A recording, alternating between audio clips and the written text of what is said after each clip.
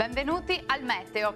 Tempo ancora instabile anche nella giornata di sabato 24 agosto, ma diamo uno sguardo più approfondito alla previsione. Sul Veneto avremo occasionali acquazzoni sui monti che localmente potranno sconfinare fin verso le pianure limitrofe, alternandosi comunque a pause più asciutte e anche maggiormente soleggiate. Il tempo risulterà più stabile sulle aree costiere. Temperature minime tra 19 e 23 gradi, massime invece tra 29 e 31 gradi.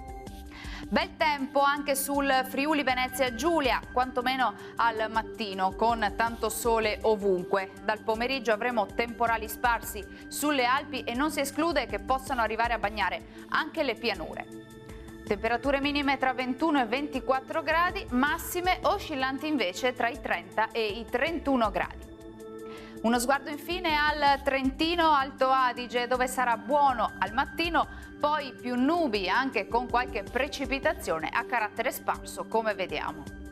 Temperature minime sui 18 gradi, massime invece tra 29 e 30 gradi circa.